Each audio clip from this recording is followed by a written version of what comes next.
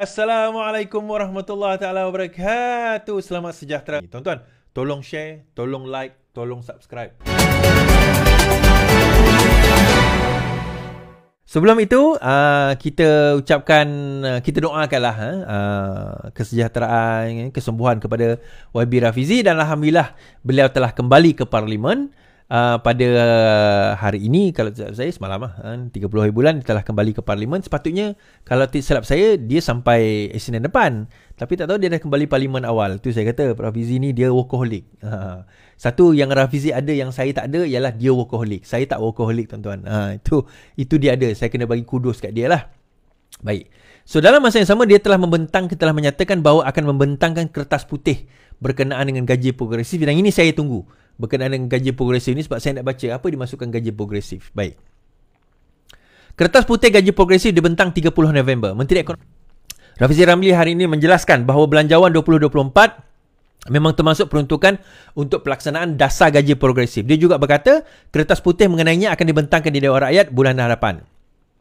Sebelum itu, Perdana Menteri Anwar Ibrahim menyebut tentang dasar gaji progresif ketika membentang belanjawan 2024, walaupun dia dijangka menggariskan bagaimana sistem itu akan berfungsi. Bercakap di Dewan Rakyat hari ini, Rafizi berkata dana untuk projek rintis melibatkan sektor swasta telah diletakkan di bawah peruntukan untuk kementeriannya. Kerajaan memahami pelaksanaan gaji progresif adalah langkah berani yang akan membawa kesan besar kepada ekonomi dan rakyat, kerana ini kali pertama kerajaan akan campur tangan secara terus untuk meningkatkan gaji sektor swasta. Maka keputusan dibuat adalah pelaksanaan perlu melibatkan kesemua pihak dan digerakkan sebagai langkah bersama satu negara, katanya.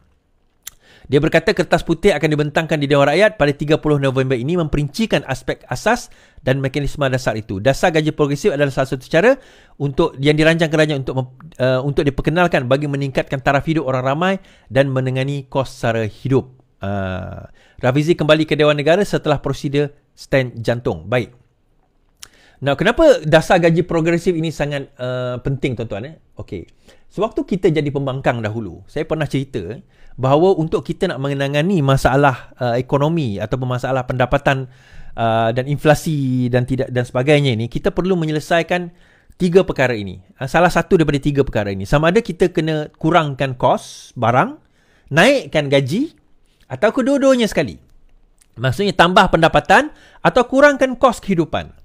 Now, sekarang ini kerajaan dalam masa sama ada mengekalkan atau mengurangkan kos. Kerajaan juga aktif dalam usaha untuk nak meningkatkan pendapatan. Now, menariknya dalam kerajaan bolehlah. Pegawai-pegawai kerajaan sekarang ini gaji setengah di-revise, setengah sedang dalam proses untuk nak tukar, nak tambah. Yang last dia orang revise gaji kerajaan ada pada tahun 2012. Itu last. So sekarang ni dia nak revise balik, dan sementara menunggu gaji itu di-revise, pegawai-pegawai kerajaan sama ada pencen, tidak berpencen, dan juga pegawai kerajaan yang ada menerima sehingga RM2,000 sementara menunggu gaji mereka di-revise. Good lah. Untuk kerajaan okey lah. Gaji pun akan di-revise dan sebagainya, meningkatkan lagi pendapatan. Isunya swasta bagaimana? Nah, swasta tak boleh nak follow. Kita sebagai majikan kadang-kadang ialah tambahlah kos kita. So, kerajaan meletakkan inisiatif ini. Nah, menariknya, macam kita kata, kalau kerajaan minta swasta untuk naikkan gaji pekerja-pekerjanya, so bagaimana majikan nak kena tanggung kos tambahan tersebut? Di sini Rafizi sebut bahawa kerajaan akan directly intervene dalam kenaikan kadar gaji itu. Itu yang menarik. Yang itu saya nak tunggu bagaimana mekanisme, company bagaimana yang terlibat, permohonannya bagaimana, gaji yang bagaimana, siapa, kontrak ke, permanent ke, bagaimana, bagaimana itu 30 November ini, perkara ini akan dibentang dan juga dibawa ke kabinet. Jadi tuan-tuan, macam saya kata tadi, perkara ini sebenarnya akan membantu rakyat untuk nak increasekan pendapatan. Now, kita bercakap soal kerajaan ini hendak membuat perubahan. Inilah perubahan yang kita maksudkan. Now, bagaimana kerajaan mampu menanggung semua ini? Dia 2 perkara, tata kelola yang baik dan tidak sakau. Sebenarnya benda ni boleh buat. Perkara ini boleh buat. Bayangkan tuan-tuan, bajet tahun ini, bajet 2024 tahun depan, adalah bajet yang terbesar dalam sejarah negara kita. Terbesar.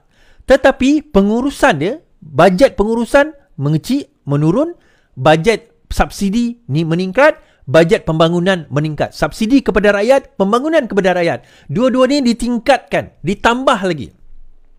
Ditambah lagi berbanding tahun sebelumnya. Malah Sabah dan Sarawak mendapat jumlah dana bantuan tahunan yang lebih tinggi daripada dalam sejarah Sabah dan Sarawak. In fact, biasanya setiap tahun kerajaan bagi lebih kurang 16 juta sebelum ini kepada kerajaan Sarawak. Tahun ini ditambah, kalau tak silap saya, 300 juta ringgit on top of 6 bilion yang diberi kepada Sarawak.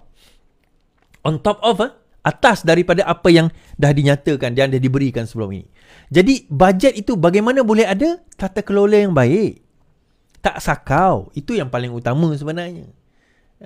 Walaupun ada yang kata menteri ini tak efficient dan sebagainya, tim Anwar ni kurang, tetapi they are learning. Give them time. Yang penting direction kita betul, arah kita betul dalam kita nak menghadapi perkara ini. Baik.